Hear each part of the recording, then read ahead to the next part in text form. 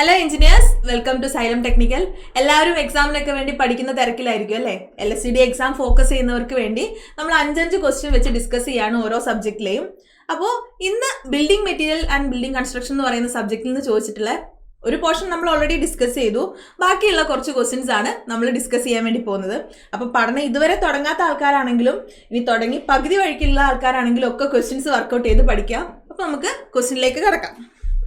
First question ഇതാണ്: The vertical component of a paneled door on which the lock and allrope is placed is called option A lock rail, option B lock style, option C lock panel, option D mid rail. അപ്പം ഇതിന്റെ ഉത്തരം എന്താണ് വരിക? ലോക്കും ആൽറോപ്പും fix ചെയ്തിരിക്കുന്നത് ഏത് മെമ്പറിലെന്നാണ് question. അപ്പോൾ ഇങ്ങനത്തെ question doors and Windows എന്ന ക്വസ്റ്റ്യൻ വരുമ്പോൾ ഏത് പാർട്ടിന്റെ ഹൊറിസോണ്ടൽ മെമ്പർ ആണോ വെർട്ടിക്കൽ മെമ്പർ ആണോ ക്വസ്റ്റ്യനിൽ ചോദിച്ചിട്ടുള്ളത് എന്നാണ് ആദ്യം നമ്മൾ നോക്കേണ്ടത്. അപ്പോൾ ക്വസ്റ്റ്യനിൽ എന്താണ് ചോദിച്ചിട്ടുള്ളത്? വെർട്ടിക്കൽ കോമ്പണന്റ് ആണ് ചോദിച്ചിട്ടുള്ളത്. ക്വസ്റ്റ്യനിൽ വെർട്ടിക്കൽ കോമ്പണന്റ് ആണ് ചോദിച്ചിട്ടുള്ളത്. അപ്പോൾ നമ്മളൊരു ഡോറും വിൻഡോയും എടുക്കുമ്പോൾ അതിന് വെർട്ടിക്കൽ കോമ്പണന്റ് ഉണ്ട്, ഹൊറിസോണ്ടൽ കോമ്പണന്റും ഉണ്ട്. ഇനി ഇവിടുന്ന് ആൻസറിലേക്ക് എത്താൻ വളരെ എളുപ്പമാണ്. നമ്മൾ ഒരു ഡോർ എടുക്കുമ്പോൾ ഡോറിന്റെ വെർട്ടിക്കൽ കോമ്പണന്റും ഉണ്ടാവും, ഹൊറിസോണ്ടൽ കോമ്പണന്റും ഉണ്ടാവും. ഈ വെർട്ടിക്കൽ കോമ്പണന്റിനെ നമ്മൾ എന്താണ് പറയുക? സ്റ്റൈൽ എന്നാണ് പറയുക. Vertical component of a door ഷട്ടറിനെ നമ്മൾ സ്റ്റൈൽ എന്നാണ് പറയുക. അതേപോലെ ഹൊറിസോണ്ടൽ മെമ്പറിനെ നമ്മൾ എന്ത് പറയും? റെയിൽ എന്ന് പറയും. ഇനി ഇതിൽ നിന്ന് ആൻസറിലേക്ക് എത്താൻ വളരെ എളുപ്പമായില്ലേ? ലോക്ക് ഫിക്സ് ചെയ്തിരിക്കുന്ന വെർട്ടിക്കൽ മെമ്പർ എന്ന് പറയുമ്പോൾ ലോക്ക് സ്റ്റൈൽ ആയിരിക്കും. അപ്പോൾ കറക്റ്റ് ആൻസർ എന്ന് പറയുന്നത് ലോക്ക് സ്റ്റൈൽ ഓപ്ഷൻ ബി ആണ്. അപ്പോൾ 2 കാര്യങ്ങൾ ഇവിടുന്ന് ഓർത്ത് വെക്കുക. ഒരു ഡോർ ഷട്ടർ നമ്മൾ എടുക്കുന്ന സമയത്ത് അതിന് ഹൊറിസോണ്ടൽ മെമ്പർ ഉണ്ടാവും, വെർട്ടിക്കൽ മെമ്പർ ഉണ്ടാവും. ഹൊറിസോണ്ടൽ മെമ്പറിനെ നമ്മൾ റെയിൽ എന്ന് പറയും, വെർട്ടിക്കൽ മെമ്പറിനെ നമ്മൾ സ്റ്റൈൽ എന്ന് പറയും. ഇനി ഈ കുറച്ച് പാർട്സ് നമുക്ക് നോക്കാം ഈ ഡോറുമായി ബന്ധപ്പെട്ടിട്ടുള്ള. അപ്പോൾ നിങ്ങൾ എക്സാമിന് ബിൽഡിംഗ് കൺസ്ട്രക്ഷൻ എന്ന് പറയുന്ന ടോപ്പിക്ക് പഠിക്കുമ്പോൾ മെയിനായിട്ട് 2 സെറ്റ് ഉണ്ടാവുക. ഒന്ന് ടെക്നിക്കൽ ടേമിന്റെ സെറ്റ് ഉണ്ടാവും, അതേപോലെ തന്നെ ടൈപ്സ് അല്ലെങ്കിൽ ക്ലാസിഫിക്കേഷന്റെ സെറ്റും ഉണ്ടാവും. ഇതിൽ ടെക്നിക്കൽ ടേം എപ്പോഴും നിങ്ങൾ പഠിക്കുമ്പോൾ ഇപ്പോൾ ഡോർ ആയാലും വിൻഡോ ആയാലും ആർച്ച് സ്റ്റെയർ ഏതായാലും നിങ്ങൾ എന്ത് ചെയ്യണം? ഫിഗർ വെച്ചിട്ട് വേണം പഠിക്കാൻ. അപ്പോൾ നമുക്ക് റെഫറൻസിന് വേണ്ടിയിട്ടുള്ള ഫിഗർ ആണ് 2. ആദ്യം നമുക്ക് ഫ്രെയിമിൽ നിന്ന് തന്നെ തുടങ്ങാം. അപ്പോൾ എന്താണ് ഒരു ഫ്രെയിം? ഫ്രെയിം എന്ന് വെച്ചിട്ടുണ്ടെങ്കിൽ എന്താണ്? ഇതാണൊരു ഡോറിൻ്റെ ഫ്രെയിം. ഈ കാണിച്ചിരിക്കുന്നതാണ് ഒരു ഡോർ ഫ്രെയിം. നമുക്ക് എല്ലാവർക്കും അറിയാലോ, വീടുകളിലുള്ള അതേ ഫ്രെയിം.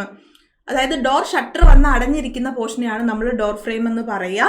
ഡോർ ഫ്രെയിമിന്റെ ഡെഫിനിഷൻ ആയിട്ട് നമ്മൾ പറയുകയാണെങ്കിൽ assembly of horizontal and vertical members എന്ന് വേണമെങ്കിൽ നമുക്ക് പറയാം.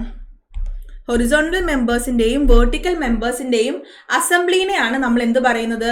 ഒരു ഫ്രെയിം എന്ന് പറയുന്നത്. ഇനി ഫ്രെയിമിന് ഹൊറിസോണ്ടൽ മെമ്പർ ഉണ്ടല്ലോ. ഇപ്പൊ ഞാൻ ഈ ഒരു പിങ്ക് കളറിൽ കാണിക്കുന്ന ഇതാണല്ലോ ഹൊറിസോണ്ടൽ മെമ്പർ, ടോപ്പ് ഹൊറിസോണ്ടൽ മെമ്പറാണ് ഈ കാണിച്ചിരിക്കുന്നത്. അപ്പോൾ ഒരു ഫ്രെയിം എടുക്കുമ്പോൾ അതിന്റെ ടോപ്പ് ഹൊറിസോണ്ടൽ മെമ്പറിന് നമ്മൾ എന്താണ് പേര് പറയാ? Top horizontal member of frame ആണ് ഞാൻ പറയുന്നത്. അതാണ് ഹെഡ്. അപ്പൊ അടുത്ത ടേം ആയല്ലോ. ഹെഡ് എന്ന് വെച്ചാൽ top horizontal member of a ഫ്രെയിമിനെയാണ് നമ്മൾ ഹെഡ് എന്ന് പറയുക. ഹൊറിസോണ്ടൽ മെമ്പർ ഉണ്ടെങ്കിൽ ഇവിടെ വെർട്ടിക്കൽ മെമ്പർ ഉണ്ടല്ലോ. ഈ കാണിച്ചിരിക്കുന്നതാണ് വെർട്ടിക്കൽ മെമ്പർ. ഇതാണ് ഒരു വെർട്ടിക്കൽ മെമ്പർ. 2 വെർട്ടിക്കൽ മെമ്പേഴ്സ് ഇവിടെ കാണിച്ചിട്ടുണ്ട്. ഈ വെർട്ടിക്കൽ മെമ്പറിനെ നമ്മൾ എന്ത് പറയും? ജാമ്പ് അല്ലെങ്കിൽ പോസ്റ്റ് എന്ന് പറയും. ഓക്കെ, അപ്പൊ എന്താണ് വെർട്ടിക്കൽ മെമ്പർ എന്ന് ചോദിച്ചാൽ വെർട്ടിക്കൽ മെമ്പർ ഓഫ് നമ്മുടെ ഫ്രെയിം ആണ് ജാമ്പ് ഓർ പോസ്റ്റ്. അപ്പോൾ ഇവിടുന്ന് എക്സാമിന് ക്വസ്റ്റ്യൻ ചോദിക്കുമ്പോൾ ജാമ്പ് ഓർ പോസ്റ്റ് ആണ് ഇപ്പോൾ പറഞ്ഞിരിക്കുന്നത്. ജാമ്പ് ഓർ പോസ്റ്റ് എന്ന് വെച്ചാൽ വെർട്ടിക്കൽ മെമ്പറിനെയാണ് നമ്മൾ ജാമ്പ് ഓർ പോസ്റ്റ് എന്ന് പറയുക. ഇനി ഇവിടുന്ന് ക്വസ്റ്റ്യൻ ചോദിക്കുന്ന സമയത്ത് ശ്രദ്ധിക്കേണ്ടത് ഡോർ ഷട്ടറിന്റെ ആണോ ഡോർ ഫ്രെയിമിന്റെ ആണോ ഹൊറിസോണ്ടൽ ആൻഡ് വെർട്ടിക്കൽ മെമ്പർ ചോദിച്ചിരിക്കുന്നത് എന്ന് നിങ്ങൾ പ്രത്യേകം ശ്രദ്ധിക്കണം. അതായത് എക്സാമിന് ക്വസ്റ്റ്യൻ ചോദിക്കുക horizontal member of door frame എന്ന് ചോദിച്ചാൽ നിങ്ങൾ ഏതാ എഴുതണം? ഡോർ ഫ്രെയിം എന്ന് ചോദിച്ചാൽ നിങ്ങൾ ഏതാ എഴുതുക? പറയൂ. ടോപ്പ് ഹൊറിസോണ്ടൽ മെമ്പറിനെ നമ്മൾ ഹെഡ് എന്ന് പറഞ്ഞില്ലേ? അപ്പോൾ ഫ്രെയിമിന്റെ ഹൊറിസോണ്ടൽ മെമ്പർ ഹെഡാണ്. അപ്പോൾ എക്സാമിന് ചോദിക്കുമ്പോൾ ഫ്രെയിമിന്റെ ഹൊറിസോണ്ടൽ മെമ്പർ ഹെഡും ഡോർ ഷട്ടറിന്റെ ഹൊറിസോണ്ടൽ മെമ്പറിനെ നമ്മൾ എന്താ പറഞ്ഞത്? ഡോർ ഷട്ടറിന്റെ ഹൊറിസോണ്ടൽ മെമ്പറിനെ നമ്മൾ എന്തു പറഞ്ഞു? ഹൊറിസോണ്ടൽ മെമ്പർ റെയിലാണ്. അപ്പം റെയിലാണോ അതേപോലെ ഹെഡാണോ ചൂസ് ചെയ്യേണ്ടതെന്ന് നിങ്ങൾ നോക്കിയിട്ട് വേണം ചെയ്യാൻ. ഡോർ ഷട്ടർ ആണോ ഡോർ ഫ്രെയിം ആണോ ക്വസ്റ്റ്യനിൽ നിന്ന് നോക്കിയിട്ട് വേണം അത് തീരുമാനിക്കാൻ. അതേപോലെ vertical member of door shutter അല്ലെങ്കിൽ വിൻഡോ ഷട്ടർ എന്നൊക്കെ പറഞ്ഞിട്ടുണ്ടെങ്കിൽ അത് സ്റ്റൈലാണ്. എന്നിരുന്നാൽ നമ്മൾ ഫ്രെയിമിലേക്ക് വരുമ്പോൾ പോസ്റ്റ് ആണ് വേർട്ടിക്കൽ മെമ്പർ. അപ്പോൾ ഇതിൽ കുറേ വേറെ ടെക്നിക്കൽ ടേംസ് കാണിച്ചിട്ടുണ്ട്. ഇവിടെ കണ്ടോ ഒരു ചെറിയ പ്രൊജക്ഷൻ, ഈ റെഡ് കളർ ഞാൻ മായ്ക്കുവാണ് നിങ്ങൾക്ക് മനസ്സിലാവാൻ വേണ്ടിയിട്ട്. ഇവിടെ കണ്ടോ ഒരു ചെറിയ പ്രൊജക്ഷൻ കണ്ടോ, പ്രൊജക്ഷൻ അതെന്തിനായിരിക്കും? അതിനെ നമ്മൾ പറയുന്ന പേര് ഹോൾഡ് ഫാസ്റ്റ് എന്നാണ്. ഇതിനെ നമ്മൾ ഹോൾഡ് ഫാസ്റ്റ് എന്ന് പറയും. അപ്പോൾ ഹോൾഡ് ഫാസ്റ്റ് എന്തിനാണ് കൊടുക്കുന്നത് എന്ന് നോക്കാം. ഹോൾഡ് ഫാസ്റ്റ് ആണ് പറയാൻ പോകുന്നത്. ഹോൾഡ് ഫാസ്റ്റ് നമ്മുടെ ഫ്രെയിം ഇങ്ങനെ ഉണ്ട്. എൻ്റെ കയ്യിലൊരു ഫ്രെയിം ഉണ്ട്, അതിനെ കറക്റ്റ് പൊസിഷനിൽ നിർത്തണ്ടേ? ഒരു ഫ്രെയിമിനെ കറക്റ്റ് പൊസിഷനിൽ നിർത്താൻ വേണ്ടിയിട്ടാണ് ഹോൾഡ് ഫാസ്റ്റ് യൂസ് ചെയ്യുന്നത്. അപ്പോൾ അതിൻ്റെ ഡെഫിനിഷനായിട്ട് പറയുകയാണെങ്കിൽ യൂസ് ടു പ്ലേസ് അല്ലെങ്കിൽ hold the frame in position എന്ന് വേണമെങ്കിൽ പറയാം. Hold the frame in position എന്ന് പറയാം. അപ്പോൾ ഇതാണ് ഓർത്ത് വെക്കേണ്ടത്. Hold the frame in position എന്ന് പറയുന്ന ഒരു ടേം ഓർത്ത് വെക്കുക. ഇനി അതിനൊരു ലെങ്ത് സ്പെസിഫിക്കലി പറയാറുണ്ട്. സാധാരണ 20 സെൻറ്റിമീറ്റർ ആണ് അതിൻ്റെ ലെങ്ത് കൊടുക്കാറ്. ഇപ്പം നിങ്ങൾ ഫിഗറിലേക്ക് നോക്കുകയാണെങ്കിൽ ഈ ഒരു പ്രൊജക്ഷനാണ് 20 സെൻറ്റിമീറ്റർ ആയിട്ട് നമ്മൾ കൊടുക്കാറ്. ഓക്കെ, ഇനി ഇവിടെ നിങ്ങൾ ഡോറ് നോക്കുകയാണെങ്കിൽ, ഡോറിൻ്റെ ഫ്രെയിം നിങ്ങൾ നോക്കുകയാണെങ്കിൽ ഡോറിൻ്റെ ഷട്ടർ വന്ന് അടയുന്ന പോർഷൻ ഇല്ലേ, ഷട്ടർ വന്ന് അടയുന്നിടത്ത് ഡോർ ഫ്രെയിമിന് ഒരു കട്ട് ഉണ്ടാവില്ലേ, അല്ലെങ്കിൽ ഒരു കുഴിവ് പോലെ ഉണ്ടാവില്ലേ? അതാണ് ഇവിടെ നിങ്ങൾ നോക്കുന്ന സമയത്ത് കാണാൻ പറ്റുന്നത്. ഈ ഒരു റെഡ് കളറിൽ കാണിച്ചിരിക്കുന്നത് ആ ഡോറ് വന്ന് അടഞ്ഞ് ടൈറ്റ് ആയിരിക്കാനുള്ളൊരു കട്ടാണ്.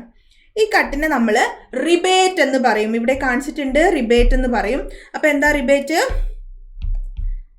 റിബേറ്റ് എന്ന് വെച്ചാൽ cut or recess made inside a frame to receive door or window shutter. Okay, ഇനി ഇതിൻ്റെ ഡെപ്ത് എത്ര കൊടുക്കണം എന്നും കൂടെ അറിഞ്ഞിരിക്കണം. നമ്മൾ സാധാരണ റിബേറ്റിൻ്റെ ഡെപ്ത് കൊടുക്കാറ് 10 or 15 mm ആണ് ഡെപ്ത് കൊടുക്കാറ്. അപ്പോൾ റിബേറ്റായി ഹോൾഡ് ഫാസ്റ്റ് ആയി. ഇനി ഇവിടെ നിങ്ങൾ ഫിഗർ നോക്കുകയാണെങ്കിൽ ഹെഡിന് ചെറിയൊരു പ്രൊജക്ഷൻ കാണാൻ വേണ്ടി പറ്റുന്നില്ലേ? അതായത് നമ്മൾ വാതിൽ കട്ടിലെടുക്കുമ്പോൾ അതിന് രണ്ടറ്റത്തേക്കും ഒരു പ്രൊജക്ഷൻ ഉണ്ടാവും. ആ പ്രൊജക്ഷനെ നമ്മൾ ഹോൺ എന്ന് പറയും. പ്രൊജക്ഷനാണ് ഹോൺ. അപ്പോൾ ഫ്രെയിമിൻ്റെ മെമ്പേഴ്സും അതേപോലെ ഡോറിൻ്റെ മെമ്പേഴ്സും നമ്മൾ പറഞ്ഞു. ഇനി ഡോറിൻ്റെ നോക്കുകയാണെങ്കിൽ ഇവിടെ കണ്ടോ പാനൽസ് കാണിച്ചിട്ടുണ്ട്. ഫ്രീസ് പാനൽ അല്ലെങ്കിൽ പാനൽ എന്ന് കാണിച്ചിട്ടുണ്ട്. അപ്പോൾ എന്താണ് പാനൽ എന്ന് അറിയണ്ടേ? എന്താണ് പാനൽ? പാനൽ എന്ന് പറഞ്ഞാൽ റെയിലിന് ബിറ്റ്വീൻ ആയിട്ടുള്ള ഏരിയ എൻക്ലോസ്ഡ് ബിറ്റ്വീൻ റെയിൽസ് ആണ് പാനൽ. അപ്പോൾ റെയിൽസും സ്റ്റൈലും നമ്മൾ പറഞ്ഞു horizontal member and vertical members ആണ്. ഇനി രണ്ട് റെയിലിനിടയിലുള്ള പോർഷനെ നമ്മൾ പാനൽ എന്ന് പറയും. ഇപ്പോൾ ഫിഗറിൽ നോക്കുകയാണെങ്കിൽ ഇതൊക്കെ പാനൽസ് അല്ലേ? ഇതൊക്കെ പാനൽസ് ആണ്. പിന്നെ ഇതിൽ സ്റ്റൈൽ കാണിച്ചിട്ടുണ്ട്. സ്റ്റൈൽ ഇവിടെ ഞാൻ റൗണ്ട് ചെയ്യാം. ഹോൾഡ് ഫാസ്റ്റ് നമ്മൾ നേരത്തെ പറഞ്ഞു. അപ്പോൾ ഇത്രയും ടേംസ് എങ്കിലും മിനിമം അറിഞ്ഞിരിക്കുക. അപ്പോൾ ഹൊറിസോണ്ടൽ മെമ്പർ ഏതാണ്, വെർട്ടിക്കൽ മെമ്പർ ഏതാണ്, പാനൽ എന്താണെന്നൊക്കെ അറിഞ്ഞിരിക്കണം. ഓക്കെ ആണെന്ന് കരുതുന്നു. അടുത്ത question, innermost central portion of A tree is pith, hardwood, sapwood, cambium layer. അപ്പോൾ സാധാരണ ബിൽഡിംഗ് മെറ്റീരിയൽ എന്നുള്ള ചാപ്റ്ററിൽ നിന്ന് ബ്രിക്കിൽ നിന്ന് ഒരുപാട് ക്വസ്റ്റ്യൻസ് ഉണ്ടാവാറുണ്ട്. അതേപോലെ സ്റ്റോണിൽ നിന്നും ഒരുപാട് ക്വസ്റ്റ്യൻസ് ഉണ്ടാവാറുണ്ട്. അതേപോലെ തന്നെ ഇമ്പോർട്ടൻ്റ് ആയിട്ടുള്ള ഒരു ടോപ്പിക്കാണ് ടിമ്പർ.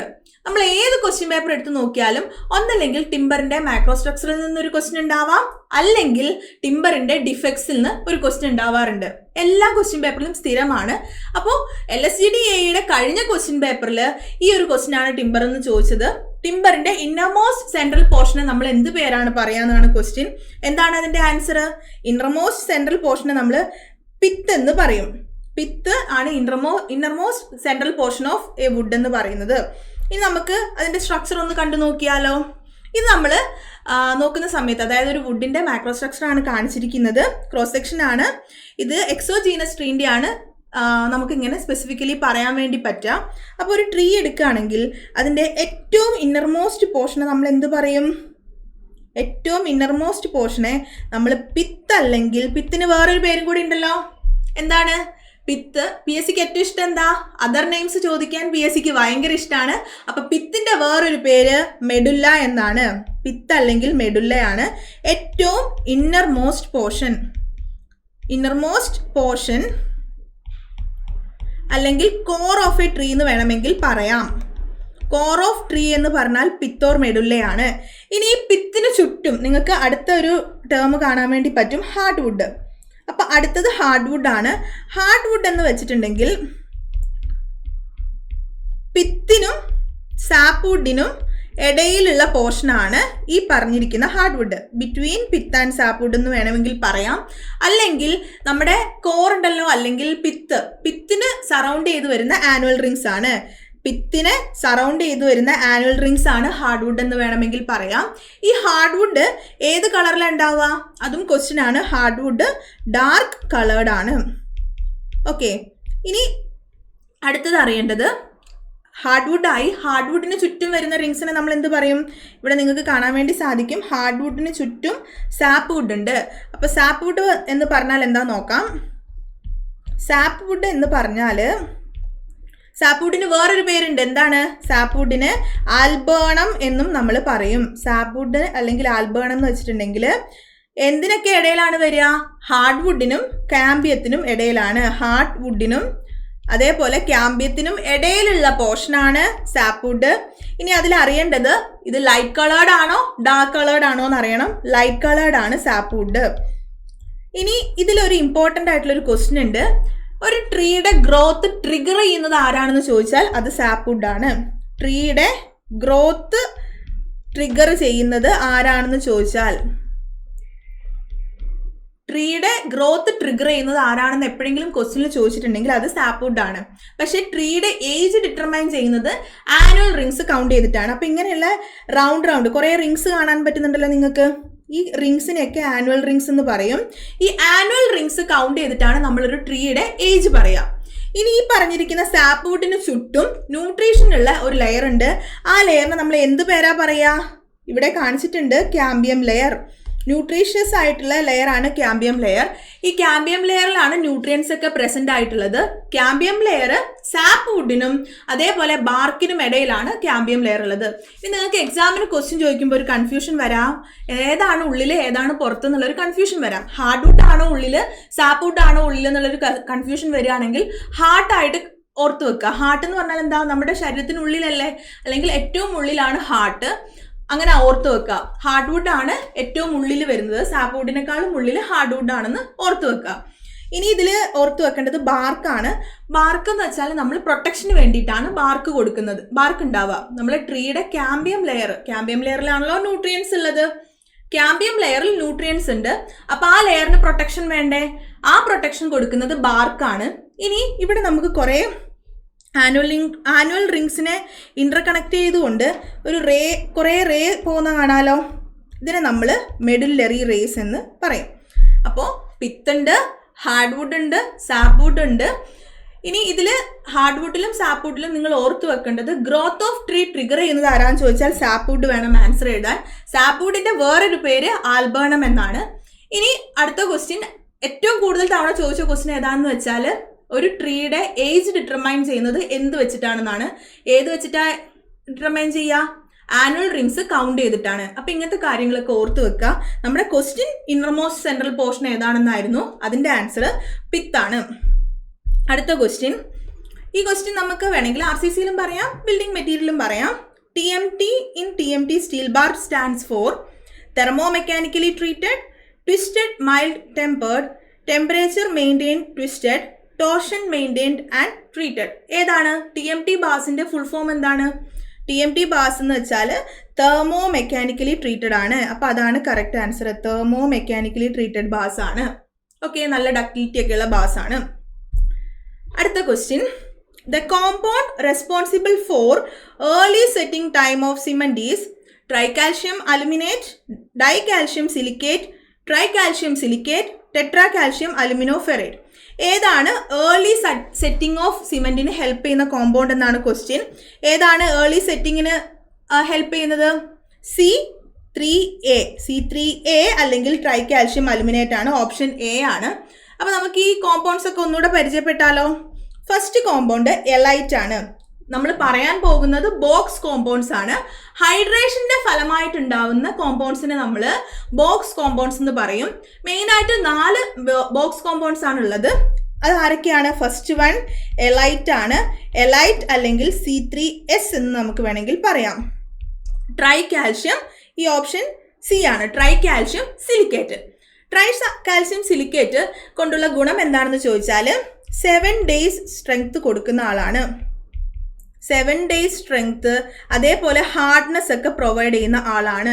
7 days സ്ട്രെങ്ത് അല്ലെങ്കിൽ ഹാർഡ്നെസ് ഒക്കെ പ്രൊവൈഡ് ചെയ്യുന്ന ആളാണ് എലൈറ്റ് അല്ലെങ്കിൽ C3S. അടുത്ത കോമ്പൗണ്ട് എലൈറ്റ് കഴിഞ്ഞ അടുത്ത ആളാരായിരിക്കും? നമ്മളിത് തൊട്ട് മുന്നത്തെ സെഷനിൽ പറഞ്ഞിട്ടുണ്ട്, ബിലൈറ്റ് ആണ്. ബിലൈറ്റ് എന്ന് പറഞ്ഞാൽ C2S ആണ്, അല്ലെങ്കിൽ di calcium silicate. Option B കാണാം, ഡൈ കാൽഷ്യം സിലിക്കേറ്റ്. ഇതെന്താണ് കൊടുക്കുന്നതെന്ന് വെച്ചാൽ അൾട്ടിമേറ്റ് സ്ട്രെങ്ത് കൊടുക്കുന്ന ആളാണ്. അൾട്ടിമേറ്റ് സ്ട്രെങ്ത് കൊടുക്കുന്ന ആളാണ്. ഇനി എലൈറ്റായി ബിലൈറ്റായി അടുത്തത് ആരാണ്? സിലൈറ്റ് അല്ലേ? സിലൈറ്റ് എന്ന് വെച്ചിട്ടുണ്ടെങ്കിൽ C3A ആണ്, അല്ലെങ്കിൽ ട്രൈ കാൽഷ്യം അലുമിനേറ്റ് ആണ്. ട്രൈ കാൽഷ്യം അലുമിനേറ്റ് അല്ലെങ്കിൽ C3A. ഈ C3Aയുടെ പ്രത്യേകത എന്താണെന്ന് വെച്ചാൽ, ഈ ക്വസ്റ്റ്യൻ തന്നെയാണ് പ്രത്യേകത, പെട്ടെന്ന് സെറ്റ് ചെയ്യാൻ ഹെൽപ്പ് ചെയ്യുന്ന ആളാണ്. അപ്പോൾ ഫ്ലാഷ് സെറ്റ് എന്ന് വേണമെങ്കിലും നമുക്ക് പറയാം. ഫ്ലാഷ് സെറ്റ് എന്ന് വേണമെങ്കിലും പറയാം. ഇനി ലാസ്റ്റ് കോമ്പൗണ്ട് ഡിലൈറ്റ് അല്ല, എന്തായിരുന്നു? ഫെലൈറ്റ് ആണ്. ഫെലൈറ്റ് എന്ന് വെച്ചാൽ C4AF ആണ്. ഇതിന് പ്രത്യേകിച്ച് പ്രോപ്പർട്ടി അല്ല, പുവർ സിമെൻറ്റിങ് പ്രോപ്പർട്ടി ഉള്ള ആളാണ്. പുവർ സിമെൻറ്റിങ് വാല്യൂ ഉള്ള ആളാണ് ഫെലൈറ്റ്. അപ്പോൾ ഇതാണ് ഇതിൻ്റെ ഒരു ബ്രീഫ്. എന്താ പറയുക, എന്താണ് ബോക്സ് കോമ്പൗണ്ടിൻ്റെ അഡ്വാൻറ്റേജസ്, അല്ലെങ്കിൽ അത് എന്ത് പ്രോപ്പർട്ടിയാണ് കൊടുക്കുന്നതെന്ന് നമുക്ക് മനസ്സിലാക്കാൻ വേണ്ടി പറ്റും. ഇനി അറിയേണ്ടത് ഒരു ക്വസ്റ്റ്യൻ, ഇമ്പോർട്ടൻറ്റ് ക്വസ്റ്റ്യൻ ഉണ്ട്. ക്രാക്ക് ഡെവലപ്പ് ചെയ്യാൻ വേണ്ടിയിട്ട്, ഇത് ക്വസ്റ്റ്യൻ ചോദിക്കാറുണ്ട്, ക്രാക്ക് ഡെവലപ്പ് ചെയ്യാൻ വേണ്ടിയിട്ട് കാരണമായിട്ടുള്ള ബോക്സ് കോമ്പൗണ്ട് ആരാണെന്ന് ചോദിക്കും. ക്രാക്സ് ഡെവലപ്പ് ചെയ്യാൻ കാരണമായിട്ടുള്ള ബോക്സ് കോമ്പൗണ്ട് എന്ന് പറയുന്നത് C3A ആണ്. C3A ആണ് ക്രാക്സ് ഡെവലപ്പ് ചെയ്യാൻ കാരണമാകുന്ന ആള്. അതേപോലെ കോമ്പൗണ്ട്, ഈ ബോക്സ് കോമ്പൗണ്ടിൽ മോർ കെമിക്കൽ റെസിസ്റ്റൻസ് ഉള്ള ആള്, മോർ കെമിക്കൽ റെസിസ്റ്റൻസ് ആർക്കാണെന്ന് ചോദിക്കാറുണ്ട്. മോർ കെമിക്കൽ റെസിസ്റ്റൻസ് അല്ലെങ്കിൽ ഉള്ള ആൾ ആരാന്ന് ചോദിച്ചാൽ C2S ആണ്. മോർ കെമിക്കൽ റെസിസ്റ്റൻസ് എന്ന് വെച്ചാൽ അൾട്ടിമേറ്റ് സ്ട്രെങ്ത്തുമായിട്ട് ലിങ്ക് ചെയ്യുക. അൾട്ടിമേറ്റ് സ്ട്രെങ്ത്തുമായിട്ട് ലിങ്ക് ചെയ്യുക. മോർ കെമിക്കൽ റെസിസ്റ്റൻസ് C2Sനാണ് ഉള്ളത്. അപ്പോൾ ഈ 2 പോയിന്റും കൂടെ ഓർത്ത് വെക്കുക. 4 കോമ്പൗണ്ട്സ്, എലൈറ്റ്, ബിലൈറ്റ്, സിലൈറ്റ്, ഫെലൈറ്റ്. ഇതിൽ ഫസ്റ്റ് എലൈറ്റ് എന്താണ് കൊടുക്കുന്നത്? 7 days സ്ട്രെങ്ത്തും ഹാർഡ്നെസ്സും കൊടുക്കുന്ന ആളാണ് എലൈറ്റ്. ബിലൈറ്റ് എന്ന് വെച്ചാൽ C2S ആണ്. ബിലൈറ്റ് ആണ് അൾട്ടിമേറ്റ് സ്ട്രെങ്ത് കൊടുക്കുന്നത്. അതേപോലെ തന്നെ നമ്മുടെ സിമെന്റിന് chemical resistance, more chemical resistance കൊടുക്കുന്ന ആളും C2S തന്നെയാണ്. അത് ലിങ്ക് ചെയ്ത് ഓർത്ത് വെക്കുക. ഇനി അടുത്ത ആള് സിലൈറ്റ് ആണ്. സിലൈറ്റ് അല്ലെങ്കിൽ C3A. സിലൈറ്റ് ഫ്ലാഷ് സെറ്റിങ്ങിന് ഹെൽപ്പ് ചെയ്യുന്ന ആളാണ്. അതേപോലെ തന്നെ ഫെലൈറ്റിന് പുവർ സിമെന്റിങ് വാല്യൂ ആണ്. ക്രാക്ക് ഡെവലപ്പ് ചെയ്യാൻ കാരണമായിട്ടുള്ള ആൾ ആരാന്ന് ചോദിച്ചാൽ C3A ആണ്. ഫസ്റ്റ് സെറ്റ് ചെയ്യുമ്പോഴാണല്ലോ ക്രാക്ക് ഉണ്ടാവുക, അത് ഓർത്ത് വെക്കുക. ഓക്കെ, ഇനി അടുത്തൊരു ക്വസ്റ്റ്യൻ സിമെന്റിൽ നിന്ന് തന്നെയുള്ള ക്വസ്റ്റ്യൻ ആണ്. During the setting and early hardening period, first 24 hours of Portland cement, the heat liberation rate increases linearly from 0 to peak, peaks at the start, then decreases before increasing again to second peak and then decreasing again, starts near 0 at the start and gradually increases to peak and then decreases, peaks at the start then keeps decreasing. ഏതാണ്? നമ്മുടെ hydration പീരീഡിൽ നടക്കുന്ന ഒരു പ്രോപ്പർട്ടിയാണ് നമ്മളോട് ചോദിച്ചിരിക്കുന്നത്. Heat of liberation റേറ്റിൻ്റെ, ഹൈഡ്രേഷൻ്റെ ആണ്. അത് നമുക്കൊരു ഗ്രാഫ് വെച്ച് നോക്കാം. ഇതാണ് ഹൈഡ്രേഷൻ റിയാക്ഷൻ്റെ ഗ്രാഫ്. അതായത് rate of liberation of heat, അതും അതേപോലെ തന്നെ ടൈമിനനുസരിച്ച് റേറ്റ് ഓഫ് ലിബറേഷൻ, ഹീറ്റ് ലിബറേഷൻ്റെ ഗ്രാഫാണ് ഈ കാണിച്ചിരിക്കുന്നത്. ഈ ഗ്രാഫ് ഫസ്റ്റ് 24 hours മാത്രമാണ് കാണിച്ചിരിക്കുന്നത്. കണ്ടോ, ഈ ഫസ്റ്റ് 24 hours എന്താ സംഭവിക്കുന്നത്? ഏറ്റവും പീക്കിൽ നിന്ന് തുടങ്ങി ഡൗണിലേക്ക് വന്നു, അല്ലെങ്കിൽ ഡിക്രീസ് ചെയ്തു, പിന്നെയും ഒരു പീക്ക് ഉണ്ടായി, ഇൻക്രീസ് ചെയ്തിട്ട് ഒരു പീക്ക് ഉണ്ടായി, പിന്നെയും ഡിക്രീസ് ചെയ്യുന്നു. അപ്പം എങ്ങനെയാണ്? പീക്കിൽ നിന്ന് തുടങ്ങി ഡിക്രീസ് ചെയ്തു, പിന്നെയും ഇൻക്രീസ് ചെയ്തു, അല്ലെങ്കിൽ പിന്നെയും കുറച്ചൊരു പീക്കിലേക്ക് പോയി, പിന്നെയും ഡിക്രീസ് ചെയ്യുന്നു. അപ്പം അതാണ് ഓർത്ത് വെക്കേണ്ടത്. ആ ഒരു ഓപ്ഷൻ ഏതാണ്? ഓപ്ഷൻ ബി ആണ് അല്ലേ? Peaks at the start, then decreases before increasing again to second peak and then decreasing again. അപ്പോൾ ഹൈഡ്രേഷൻ എന്ന് പറയുന്ന ടോപ്പിക്കും ഇമ്പോർട്ടൻ്റ് ആണ്. അപ്പോൾ ഈ ഒരു ഗ്രാഫ് വെച്ചിട്ട് നിങ്ങൾ ഓർത്തിരിക്കുക. അപ്പോൾ ഇത്രയാണ് ബി എം എന്നുള്ള ക്വസ്റ്റ്യൻസ്. സിമെൻറ്റും ബി എമ്മിൽ തന്നെയാണ് നമ്മൾ ഡിസ്കസ് ചെയ്തിരിക്കുന്നത്. ബിൽഡിംഗ് മെറ്റീരിയലിലും വരാം, വേണമെങ്കിൽ സിമെൻറ്റ് കോൺക്രീറ്റ് ടെക്നോളജി എന്ന് പറയുന്ന സെപ്പറേറ്റ് ചാപ്റ്റർ ആയിട്ട് നമുക്ക് ഉൾപ്പെടുത്താൻ വേണ്ടി പറ്റുന്നതാണ്. അപ്പോൾ എക്സാമിന് പ്രിപ്പയർ ചെയ്യുന്ന ആൾക്കാരാണ് നിങ്ങളെങ്കിൽ, LSCD എക്സാമിന് കോൺസെൻട്രേറ്റ് ചെയ്യുന്നവരാണെങ്കിൽ നിങ്ങൾ സിമെൻറ്റ് എന്ന് പറയുന്ന ടോപ്പിക്ക് ഇമ്പോർട്ടൻ്റ് ആയിട്ടും പഠിച്ചിരിക്കണം. അത് ബിൽഡിംഗ് മെറ്റീരിയൽ ആണ് നമ്മളിപ്പോൾ ഡിസ്കസ് ചെയ്തത്. എന്നിരുന്നാലും സിമെൻറ്റ് അതേപോലെ RCC ഇമ്പോർട്ടൻ്റ് ആയിട്ട് പഠിച്ചിരിക്കണം. അപ്പോൾ അടുത്ത ക്വസ്റ്റ്യൻ ഡിസ്കഷനിൽ കാണാം. Thank you all.